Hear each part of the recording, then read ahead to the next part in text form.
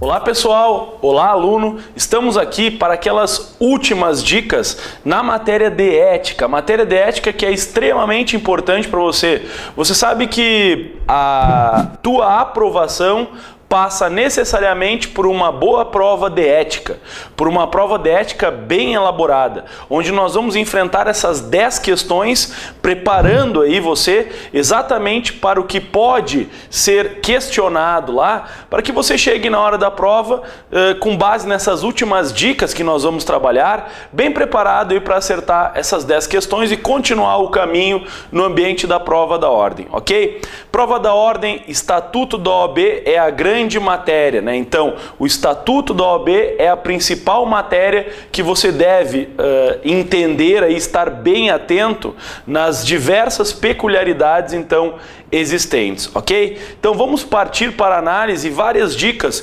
relacionadas àquilo que a OAB, pela FGV, acaba perguntando bastante. Acaba sendo perguntas reiteradas aí sobre a mesma matéria. A gente vai tentar, então, te colocar bem ligado aí para essa prova, para preparar bem você para essas últimas dicas nesse nosso aulão, nessa nossa revisão final, ok?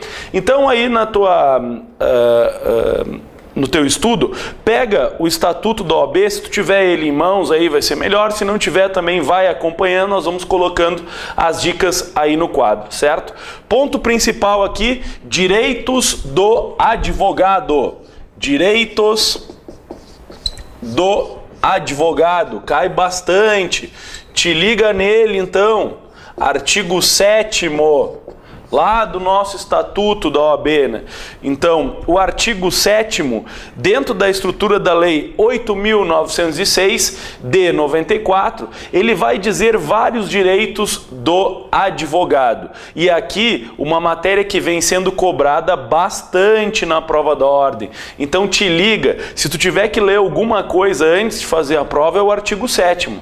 O artigo 7º cai bastante. Isso porque lá nós temos o repertório de todos os direitos dos advogados e também temos algumas ADINs que alteraram o texto, retiraram expressões do próprio artigo 7º, que a OAB-FGV gosta de perguntar bastante. Então te liga aí, você que acompanhou a gente no curso, vamos agora diretamente para esses aspectos principais aí. O advogado ele pode exercer a advocacia com liberdade em todo o território nacional. Então, é direito do advogado exercer a advocacia em todo o território nacional. Te liga aqui o seguinte, ó, aqui nós já temos um probleminha. Em todo o território nacional ele pode exercer a advocacia. Entretanto, aqui já linkando o artigo 7º e o artigo 10, relacionando várias matérias, nós temos uma pergunta muito comum aqui no ambiente de se exercer a advocacia em todo o território nacional, que é a figura da inscrição suplementar, né? Inscrição suplementar. Se ele começar a exercer com habitualidade a advocacia em outro conselho seccional que não esteja inscrito, é necessário efetivar a inscrição suplementar. Diz o código, diz o estatuto, habitualidade, quando ele começar a exercer com habitualidade. Essa habitualidade, ela é considerada aquilo que por ano exceder a 5 causas. Então, exceder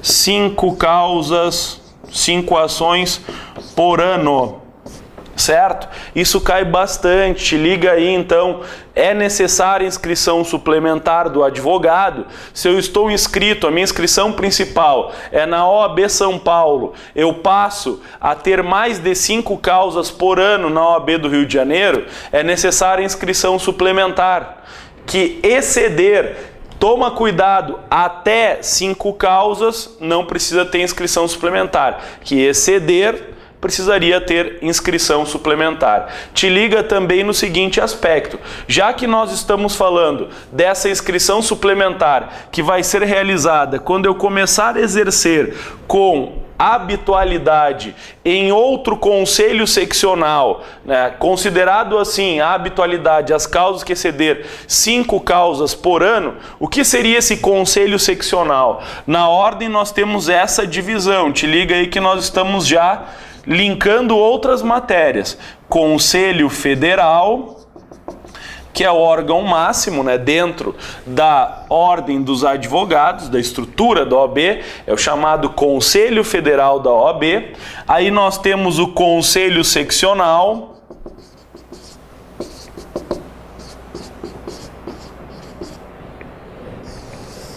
certo? E quantos nós temos? Bom, dentro do Conselho Seccional, aqui para a gente entender, nós temos OAB Rio Grande do Sul, OAB Rio de Janeiro, OAB São Paulo, OAB Bahia, então assim vai. São vários conselhos seccionais, certo? Então, se eu estiver aqui, o que diz a questão aí, quando nós vamos enfrentar ela diretamente. Vamos pensar que eu tenho inscrição principal no Conselho Seccional do Rio Grande do Sul. E aí, eu começo a ter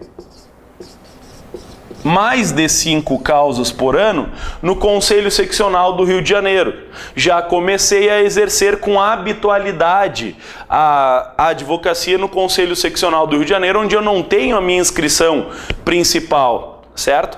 Portanto, se exceder 5 causas por ano, inscrição suplementar. Aí, se não exceder até 5 causas por ano, não é necessário inscrição suplementar. Te liga nesse aspecto. A palavra exceder e até. Exceder 5 causas por ano, inscrição suplementar. Até 5 causas por ano não é necessário inscrição suplementar. Já que entramos nesse desenho aqui, entramos nesse desenho de organização da OAB, para terminar esse desenho de organização, te liga nisso então, que também é questionado. Como filhos do Conselho Seccional, nós temos aqui a subseção,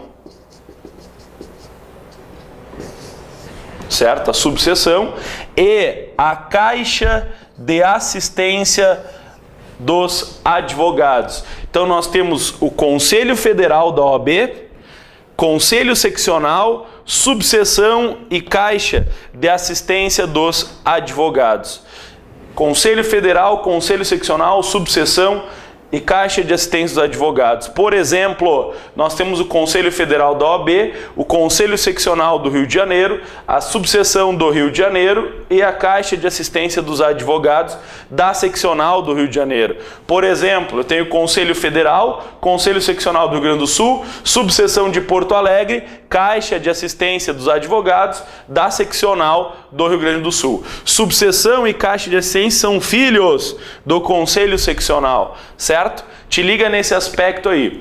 Outro ponto importantíssimo linkado a essa matéria. Eu posso ser sócio como advogado, pessoa física, de sociedades de advogados? Claro que posso. É facultado ao advogado se reunir em sociedade. Só que eu não posso pertencer a mais de uma sociedade no mesmo conselho seccional. Te liga nisso. É extremamente importante. Fica ligado que a ordem gosta de perguntar isso. Por exemplo, o advogado Juliano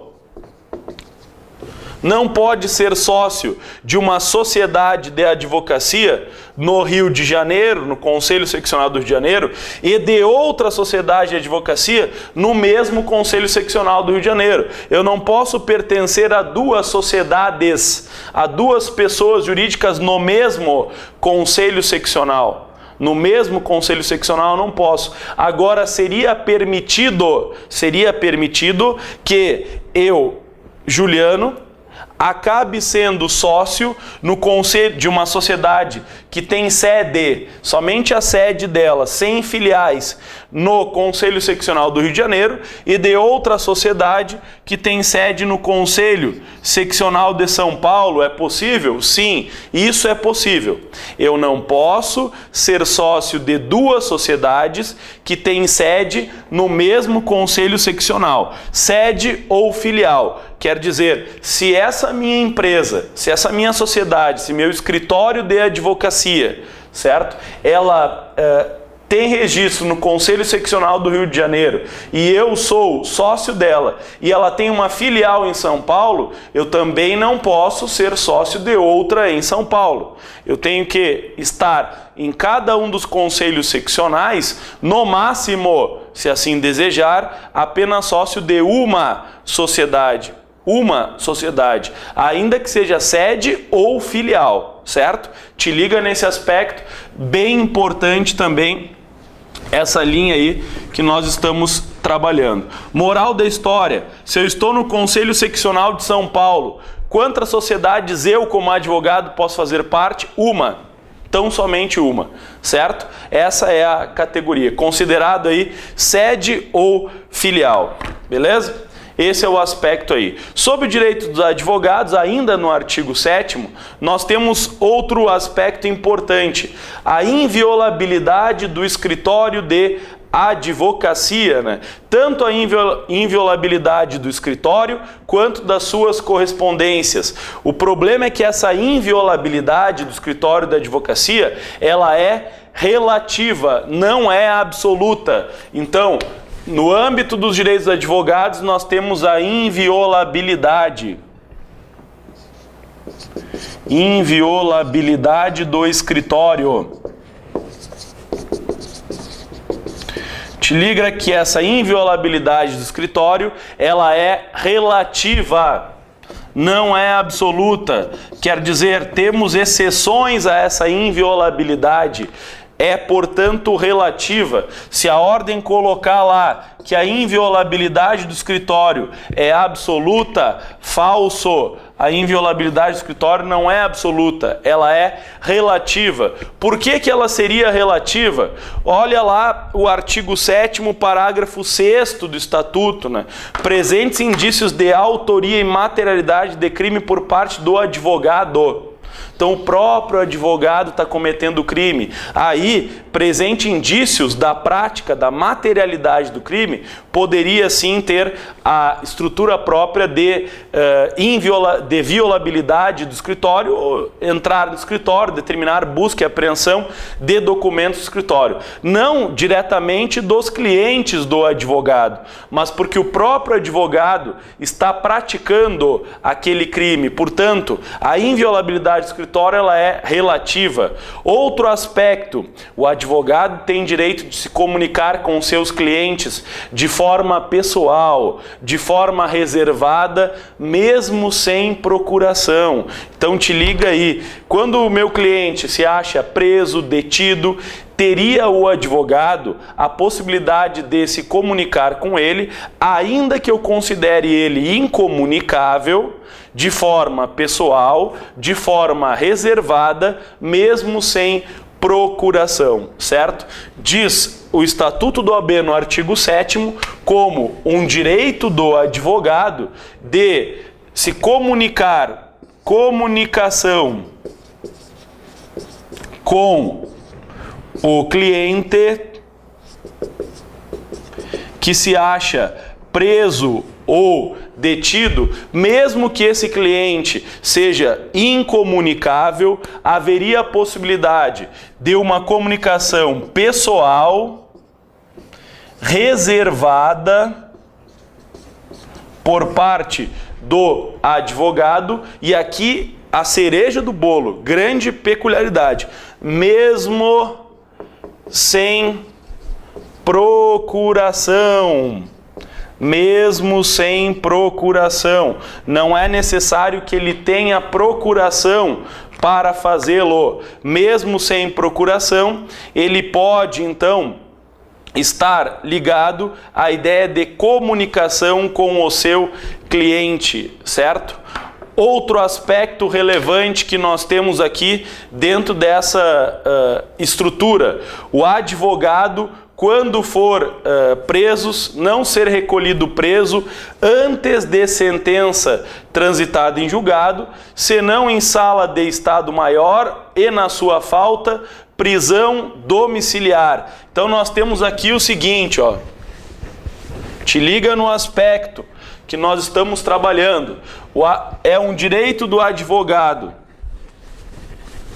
não ser recolhido preso antes da sentença transitada em julgado, senão em sala de estado maior,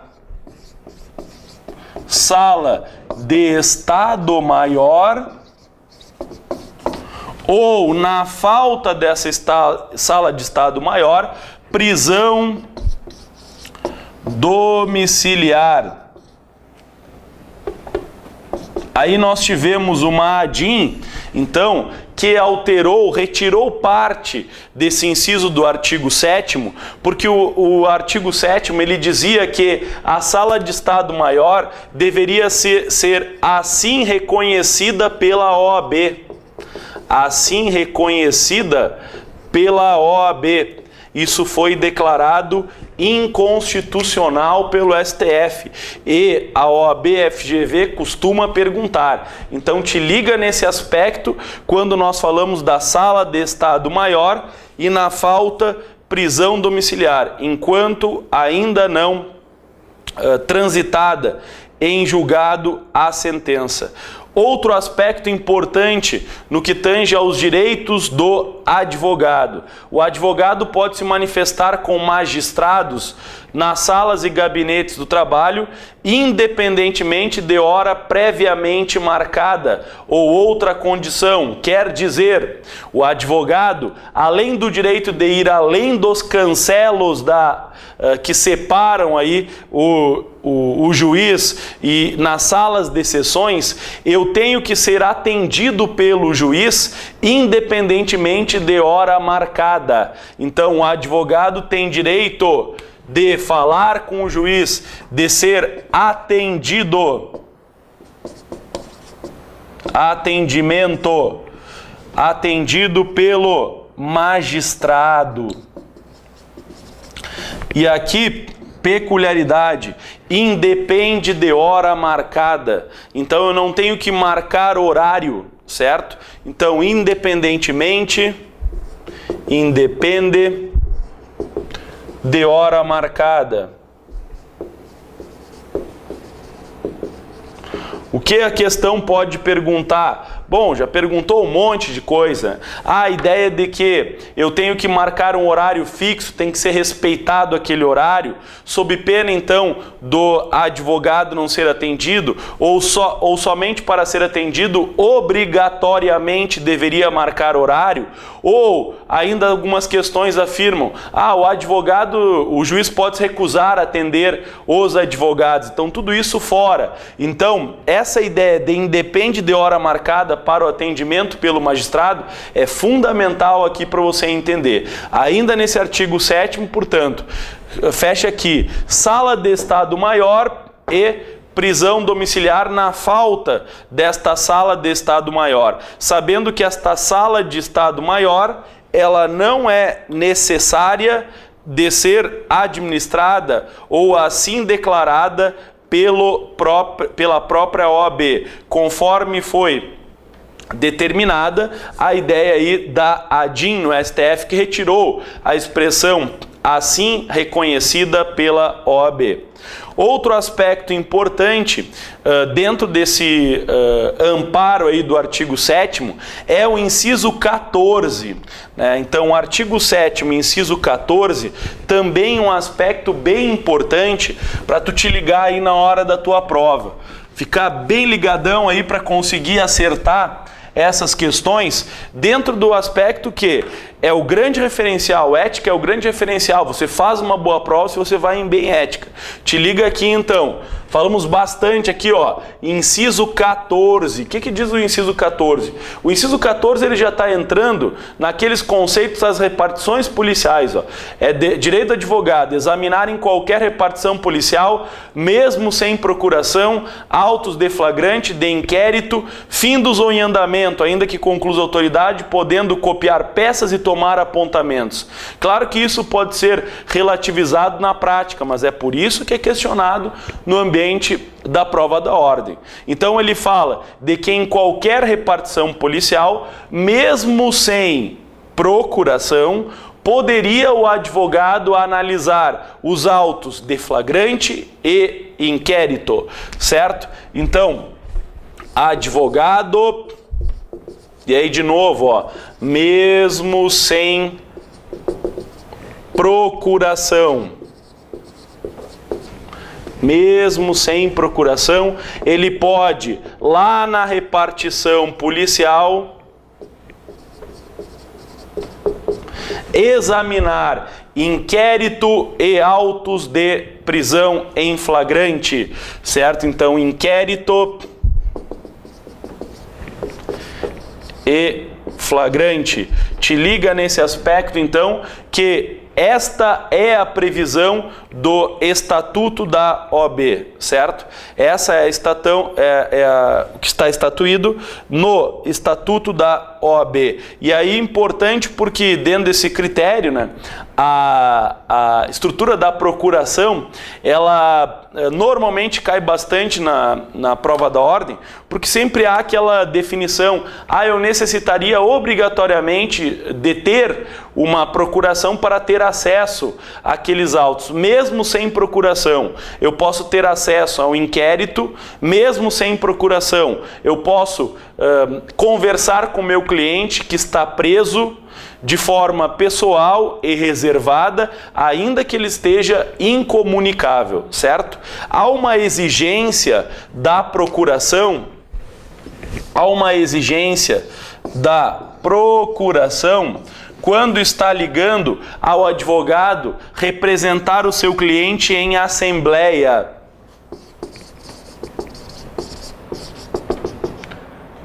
Então, representar o seu cliente em assembleia. Fecha aí para o pessoal entender exatamente essa figura aí, né? Então, lembrar lá na ideia de uma memória fotográfica, certo? Então, mesmo sem procuração, eu posso me comunicar com o meu cliente, ainda que ele esteja incomunicável, ter acesso aos autos de prisão em flagrante e inquérito, ainda se eles estejam conclusos, esses autos de prisão, posso entrar então nas repartições, né? Além dos cancelos que separam a parte reservada aí aos magistrados, né? Não preciso de horário previamente marcado para falar com o juiz, né?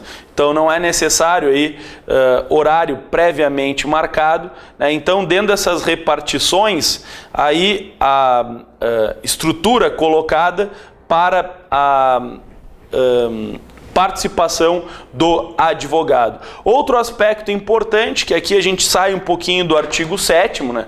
Vamos para as incompatibilidades e os impedimentos. Te liga aqui também, tópico extremamente importante no ambiente da prova da ordem. Incompatibilidade, impedimento.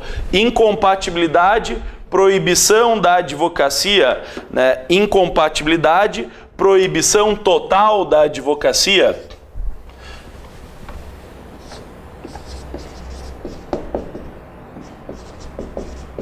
Incompatibilidade, proibição total.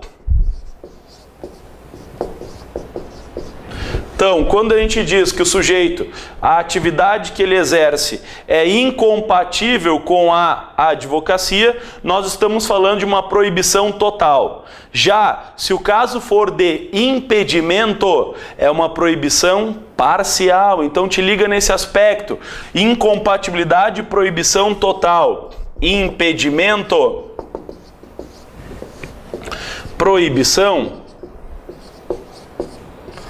parcial.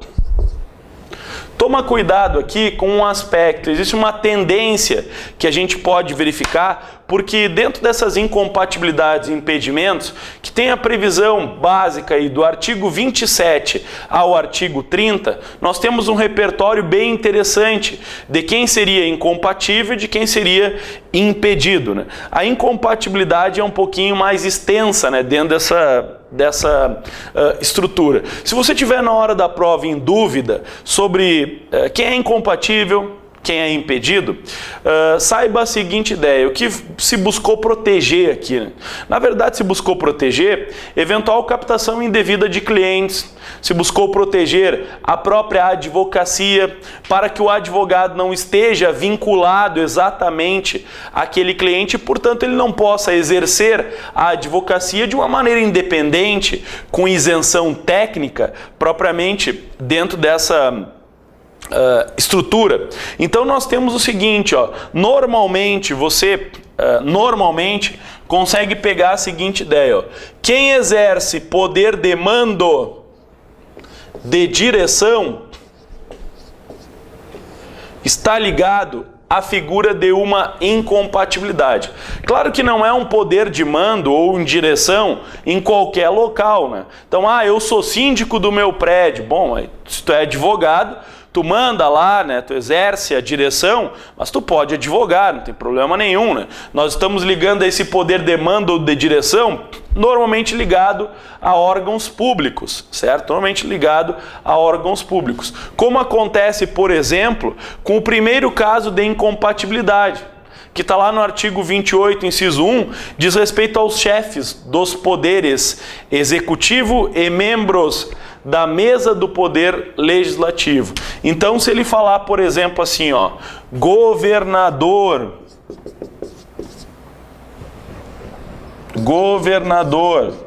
prefeito, presidente da Câmara, certo? Esses sujeitos aqui e outros, né? Esses sujeitos que são chefes do Executivo e presidente da Assembleia, da Câmara, né, dos deputados, eles têm uma proibição total,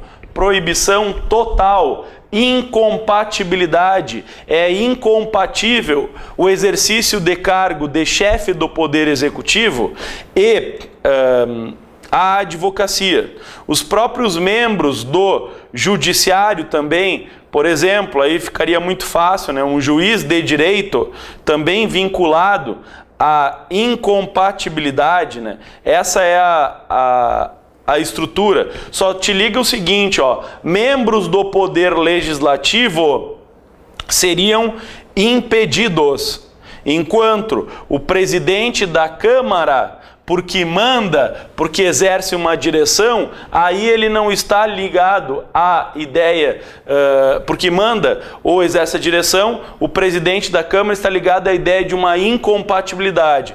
E um impedimento, tecnicamente aqui uma proibição parcial. Por quê? Porque diz o artigo 30 o seguinte: são impedidos de exercer a advocacia, e lá no inciso 2, ó, e aqui tem uma pegadinha muito própria da ordem, membros do Poder Legislativo em seus diferentes níveis, contra ou a favor das pessoas de direito público. Aí ele continua: empresas públicas, cidade de economia mista e tal. Então, só para você entender aqui um aspecto e te ligar bastante nesse ambiente. Olha só. Se eu trabalho aí com um membro do Poder Legislativo, por exemplo, um vereador,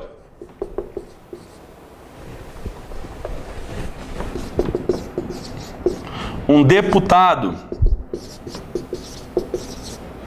certo? Um vereador, um deputado, impedimento, porque não pode exercer a advocacia contra as pessoas de direito público, mas poderia exercer outro tipo de advocacia, tipicamente privada, né, em relações particulares. Agora, vamos supor que esse deputado, ele ganha aí para ser a concorrência, lá, a eleição, para ser presidente da Câmara.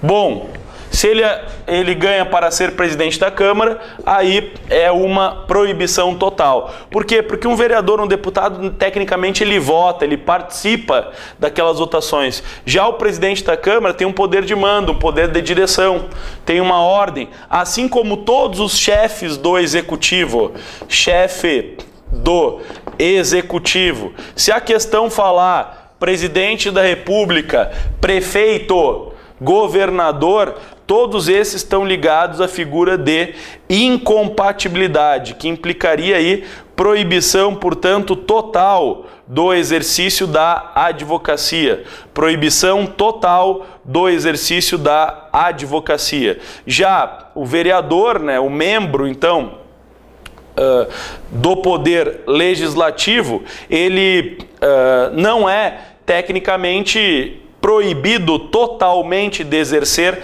a advocacia.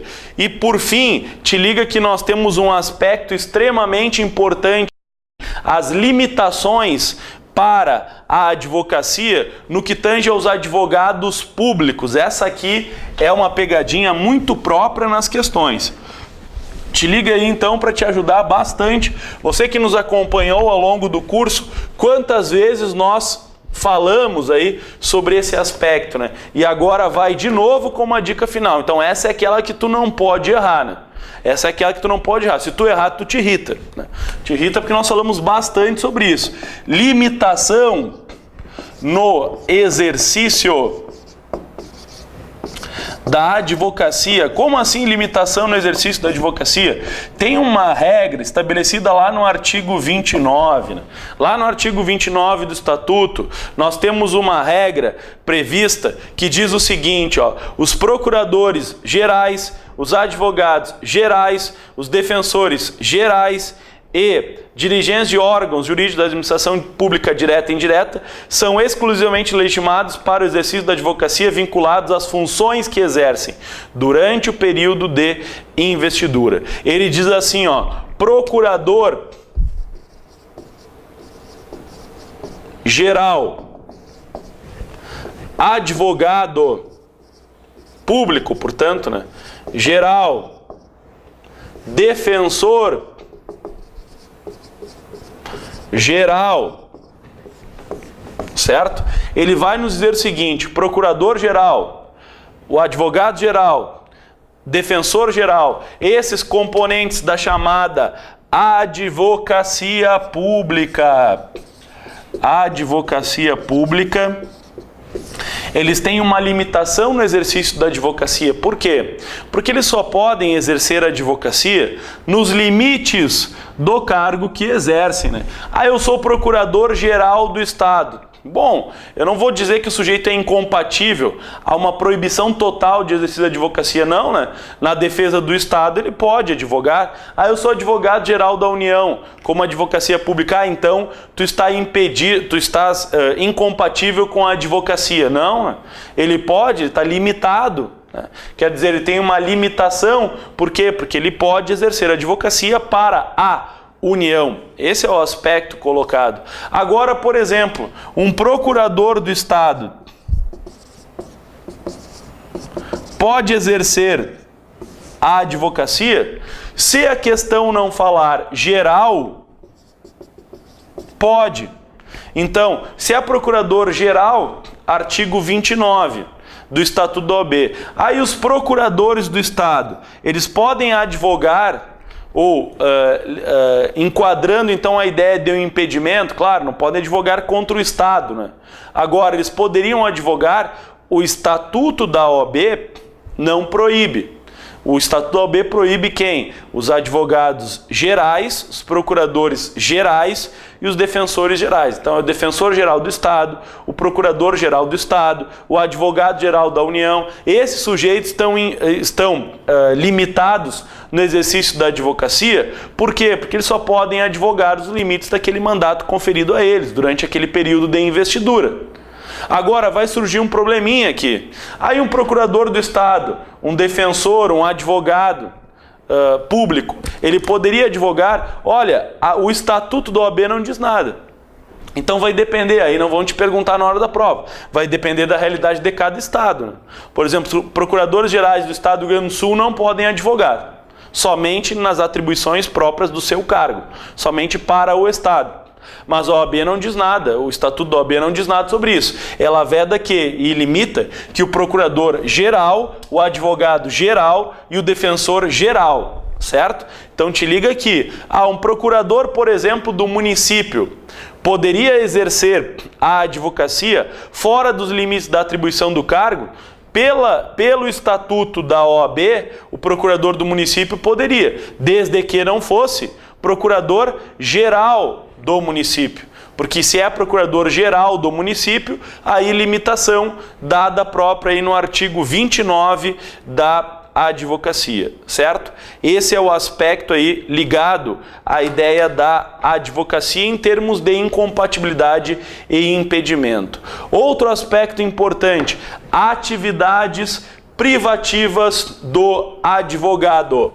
Somente o advogado poderia postular em juízo, atividade privativa do advogado. E aqui a gente entra em um critério importante. Nos diz então, a estrutura própria do artigo 1º do Estatuto da OAB é o seguinte, são atividades privativas da advocacia. Então, privativo de advogado. Postulação a qualquer órgão do Poder Judiciário e juizados especiais. Aí foi retirada a expressão, né? A qualquer, então, a órgão do Poder Judiciário e juizados especiais, que também tem uma vinculação aqui e uma alteração importante. Prestar consultoria, assessoria e direções jurídicas. Visar, dar o visto, então, nas constituições de pessoas jurídicas.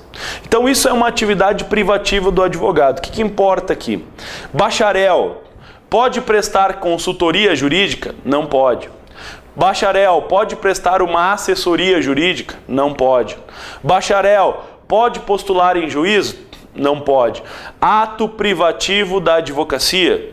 Postular em juízo. Ato privativo da advocacia. Prestar consultoria, assessoria jurídica. Dar visto em contratos constitutivos de pessoas jurídicas.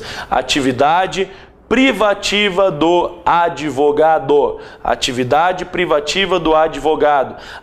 O bacharel poderia? Não. O bacharel não pode, certo? Não pode. Não poderia, por exemplo, dar um visto num contrato. Não poderia prestar consultoria jurídica. Não poderia prestar assessoria jurídica. Mas eu sou bacharel, não passei ainda na prova da ordem, mas o meu pai tem uma empresa, ela é do meu pai. Eu posso ser diretor jurídico dela? Não posso.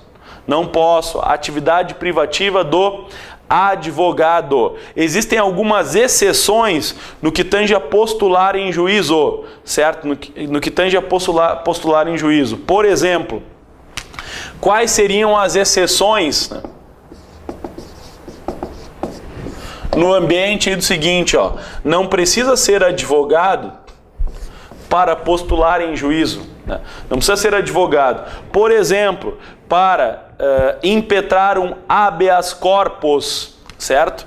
Então, habeas corpus não precisa de advogado. O jus postulandi. Que é isso, jus postulandi? É na Justiça do Trabalho, as ações reclamatórias trabalhistas. Então, jus postulandi na Justiça do Trabalho. Tecnicamente, na Justiça do Trabalho não é necessário ser advogado. Então, fecha aqui que esses dois são extremamente importantes. Habeas corpus e o jus postulandi na Justiça do Trabalho. As reclamatórias trabalhistas, né? Então, uma inicial reclamatória trabalhista inicial. Esta é um tópico extremamente importante. Outro aspecto que não necessita de advogado. Aí vamos para os juizados. O JEC, Juizado Especial Cível. Juizado Especial Cível, certo? Juizado Especial Cível, se for até 20 salários mínimos, não necessita de advogado. Juizado Especial Federal também tem previsão de não necessitar de advogado. E também eu não preciso de visto de advogado para a constituição de ME, microempresa e empresa de pequeno porte, beleza? Então fecha aqui, que aí são os critérios extremamente importantes para você entender e matar lá na hora da prova. Não precisaria, tecnicamente, de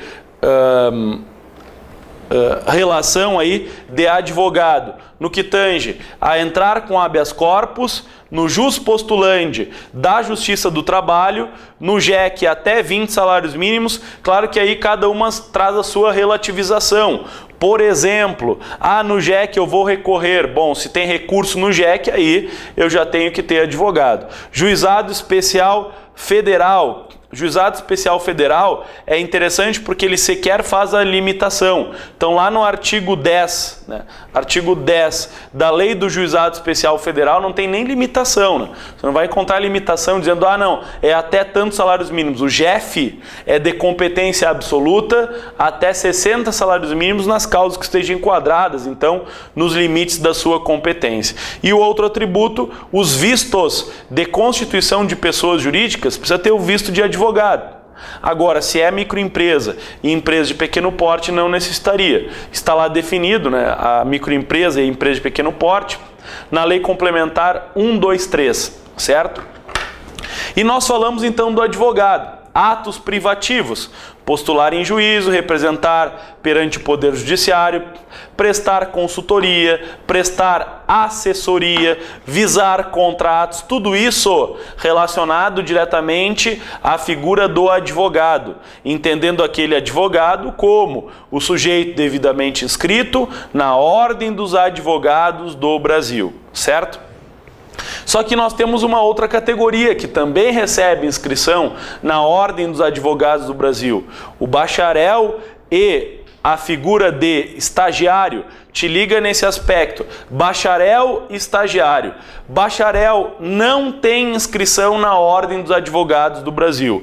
Estagiário tem inscrição na Ordem dos Advogados do Brasil. Então, os limites dados, a influência do estatuto, ela vai para advogado e estagiário, não vai para bacharel. Então é muito comum a questão de perguntar, o bacharel tem registro na OAB? Não tem registro na OAB.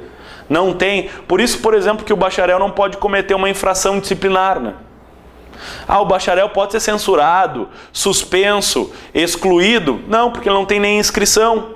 Quem pode ser censurado, suspenso, excluído ou receber uma multa é o advogado. Esse tem inscrição. O estagiário também. O estagiário tem a pena de censura que poderia ser aplicada.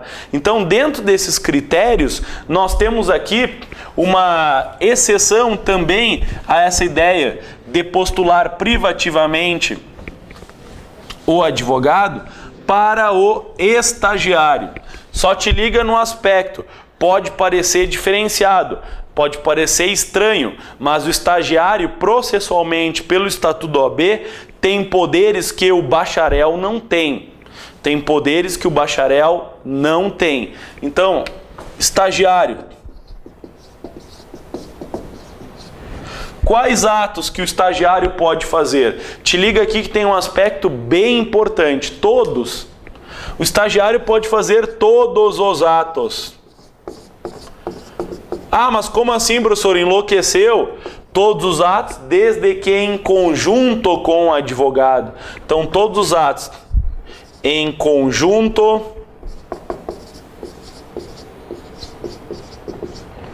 com o advogado.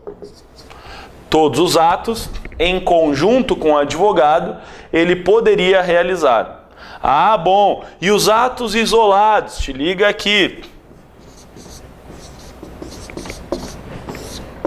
Os atos isolados.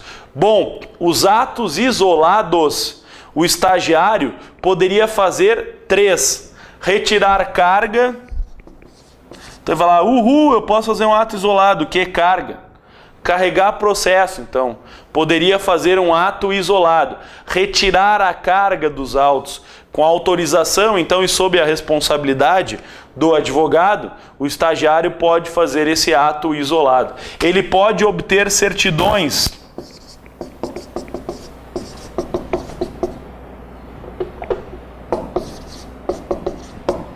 Então, por exemplo, isolado, retirar carga, obter certidões.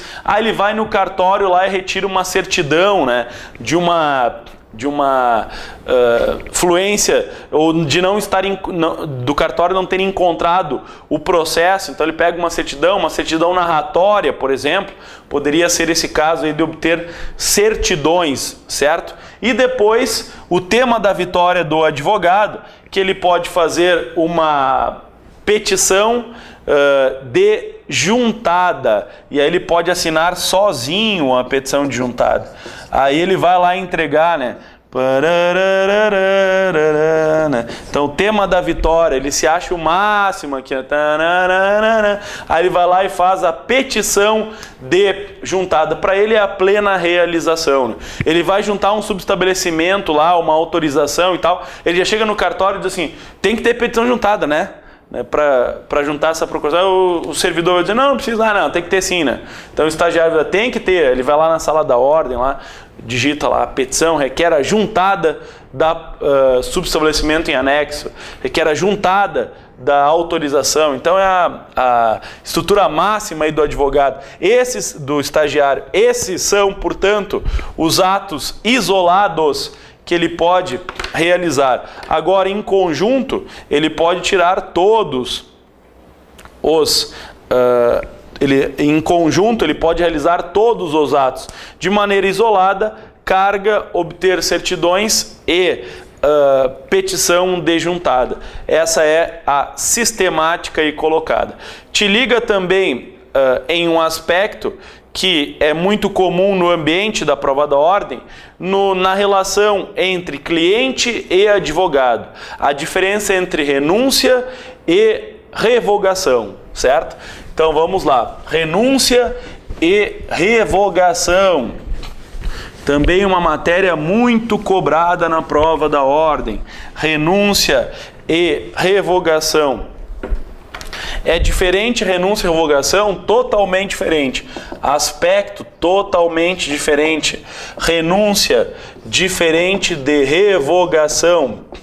Estamos falando aqui, ligando ao instrumento de mandato, ligando tecnicamente à procuração, certo?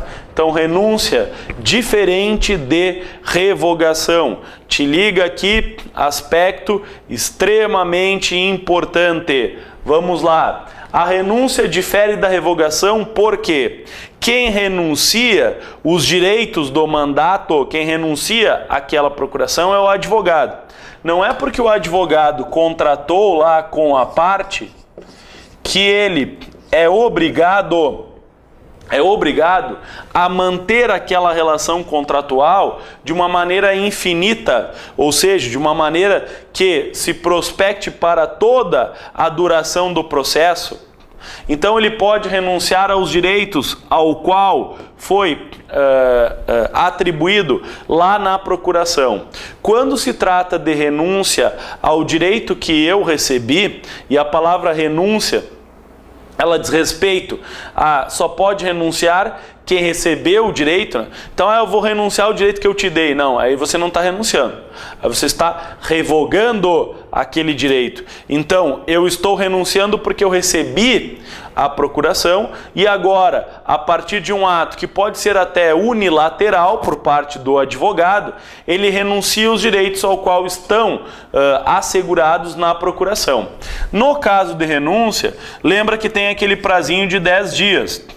O que seria esse prazo de 10 dias? Onde o advogado fica responsável por realizar os atos processuais. 10 dias do quê? Da notificação da renúncia, né? Então, eu tenho que notificar a parte que eu renunciei. Não adianta dizer o seguinte, não quero mais ser advogado sujeito. Beleza, tô fora, saí, deu, né? Então, eu tenho que renunciar, fico responsável por 10 dias, por exemplo.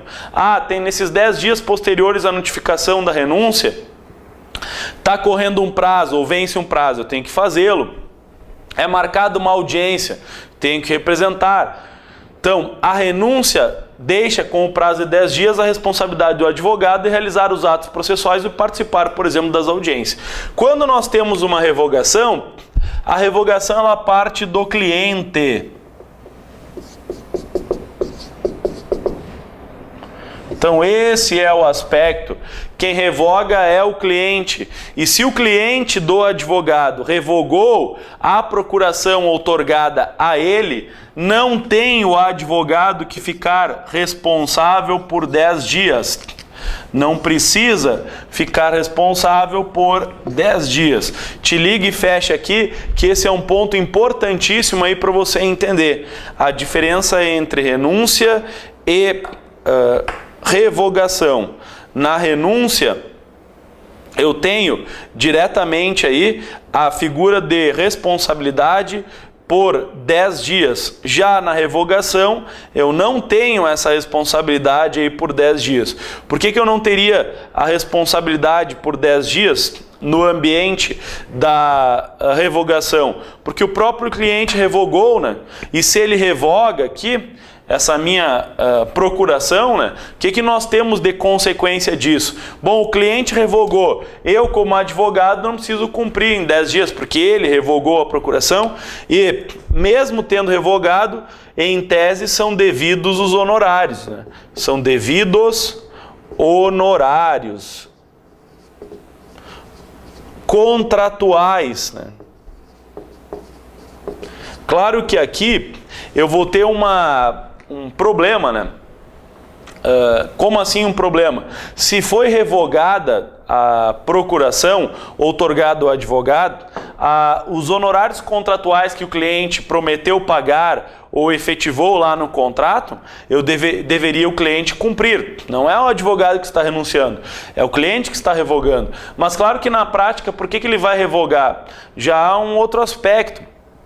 Em tese, eu vou ter a ideia, bom, são devidos honorários contratuais, sim, na sua totalidade. Só que talvez o cliente não queira pagar, vai gerar lá uma confusão e vai acabar indo para o Poder Judiciário. Mas há a regra de dever honorários na sua totalidade, honorários contratuais. E os honorários sucumbenciais, nesse caso de revogação aqui, né? Então, honorários sucumbenciais, vamos colocar assim, ó. Se existirem, né? Eles vão ser proporcionais, te liga aí, né? Honorários sucumbenciais proporcionais ao trabalho desenvolvido pelo advogado. Honorários sucumbenciais proporcionais ao trabalho desenvolvido pelo advogado. Certo? Já aqui os honorários contratuais, né, são devidos, porque quem revogou foi o cliente, e aí tu te liga nesse aspecto importante. E esses honorários contratuais são aqueles definidos no contrato, né, no contrato feito entre cliente e advogado. No contrato realizado entre cliente e advogado, nós temos, portanto, a dependência, nós temos, portanto, a possibilidade do advogado, mesmo quando o cliente revoga os seus poderes, exigir a totalidade dos honorários contratuais. Os honorários sucumbenciais, eles podem não existir. Se existirem naquele contrato, porque a tese do cliente do advogado foi vitoriosa, será devida de uma maneira proporcional a ele. Então será devido aqui em proporção, de uma maneira, portanto, proporcional esses honorários sucumbenciais, certo? Falando aqui de honorários contratuais, te liga no seguinte aspecto, que também é muito próprio aí de ser questionado. Os honorários contratuais são aqueles estabelecidos no contrato. Que tipo de contrato? E aí já linkamos outra matéria. Contrato de prestação de serviços advocatícios. Então nós temos um contrato de prestação de serviços advocatícios. Esse contrato de prestação de serviços advocatícios, certo? Ele é título executivo extrajudicial, mesmo se não tiver assinatura de duas testemunhas. Então, título executivo extrajudicial. E aí a grande peculiaridade, porque aqui não muda muito. Qualquer tipo de contrato pode ser título executivo extrajudicial. Só que o qualquer tipo de contrato, para ter natureza, força de título executivo extrajudicial, ele precisaria ser assinado por duas testemunhas. E este aqui poderá ser título executivo extrajudicial, te liga aqui, ó, sem a assinatura, ou tá mesmo sem, né? Poderá ter, né? Mas mesmo sem a assinatura de duas testemunhas, ele é um título executivo extrajudicial. Fecha aí então, mesmo sem a assinatura de duas testemunhas, ele é um título executivo extrajudicial. Essa a categoria aí muito própria então, né, dentro da linha do contrato de honorários advocatícios, certo? Essa é a categoria aí colocada. Aspectos importantes aí agora no que tange às sanções disciplinares, né? Vamos lá para as chamadas sanções disciplinares. Existem 4 tipos de sanções disciplinares previstas no Estatuto da OAB. É muito pouco provável que tu vai fazer uma prova que não vai cair sanção disciplinar. Então, é critério importantíssimo para você entender. Nós temos a censura, suspensão, exclusão e a multa, certo? Fecha aí então com as 4 sanções disciplinares que nós temos. Nós temos a figura da censura, suspensão, exclusão e multa. Censura, suspensão, exclusão e multa. Critérios aí importantes, né, dentro dessa linha. Por exemplo, olha só, vamos começar aqui pela multa. A multa, ela está ligada 1 a 10 anuidades. Certo? De 1 a 10 anuidades, conforme a gravidade aí da conduta, né? Então, poderia atribuir à OAB, no seu procedimento disciplinar, uma multa de 1 a 10 anuidades. A multa ela é aplicada nos casos de censura e de suspensão. Multa aplicada nos casos de censura e de suspensão. Te liga aqui, ó, na exclusão não tem multa. Na exclusão não temos multa. Quando é caso de exclusão, não haverá multa a ser aplicada, certo? Então não haverá multa a ser aplicada no caso de exclusão. Porque aí seria o mesmo que a ordem falar o seguinte, ó. Eu estou excluindo o sujeito e paga a multa. Quem é que vai pagar, né? Está excluído, como é que vai pagar a multa, né? Então, a multa ela é aplicada nos casos de censura e suspensão. No caso de exclusão, não tem multa. Outro critério importantíssimo, essas duas, suspensão e exclusão, são objetos de publicidade. É dada publicação a suspensão e exclusão. Por que é dada publicação nas penas de suspensão e de exclusão? Porque se a pena for de suspensão e de exclusão, o sujeito não pode advogar naquele período de suspensão ou não pode advogar estando excluído. E aí é dada publicidade a esse fato, não para prejudicar o sujeito, mas para proteger a sociedade.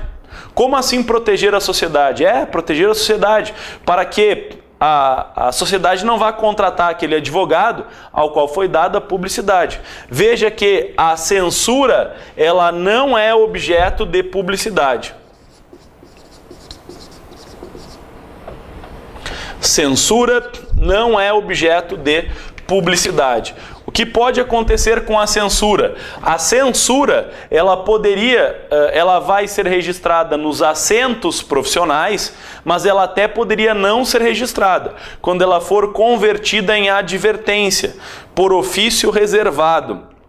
Então a censura, dependendo do ato que for objeto de censura, pode ser convertida em advertência. Aí ela é reservada. Então vamos lá para entender toda essa bronca que a gente falou até agora. Fecha aí para fixar então essa matéria, né?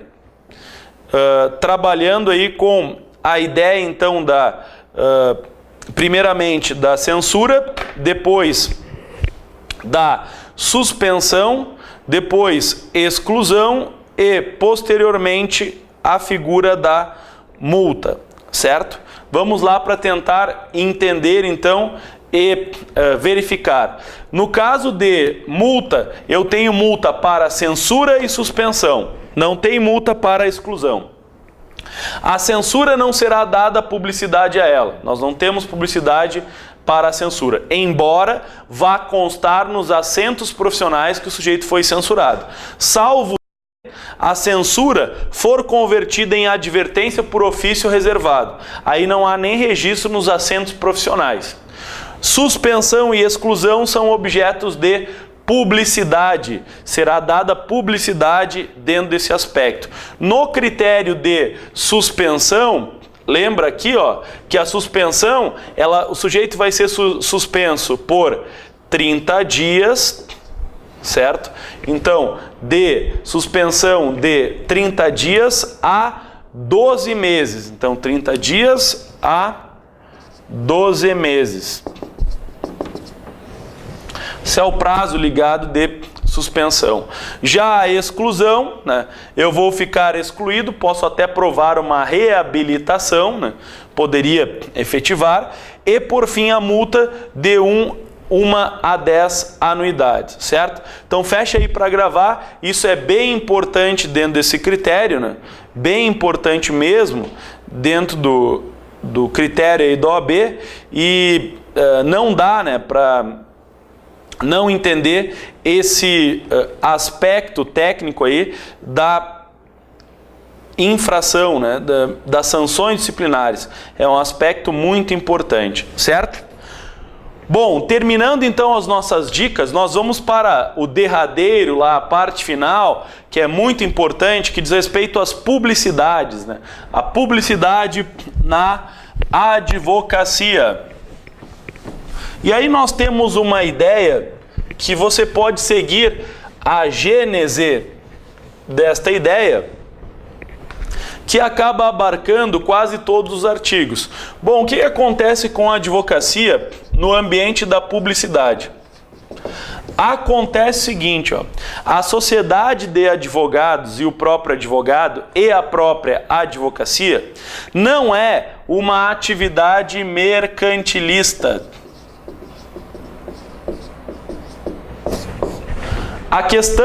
Algumas questões já falaram, por exemplo, que não tem natureza, uma sociedade de advogados não teria natureza empresarial, industrial, comercial.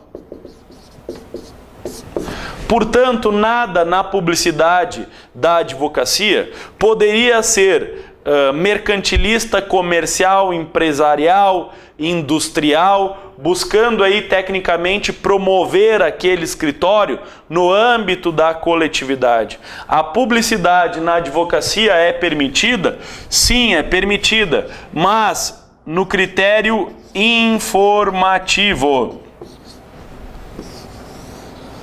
Essa é a grande base aí dada dentro da publicidade da advocacia. Critério eminentemente informativo. Ah, então eu posso colocar uma placa atrás do ônibus lá dizendo escritório de advocacia, fazemos isso, aquilo, não cobramos honorários, bom, não é critério informativo, já está num critério mercantilista.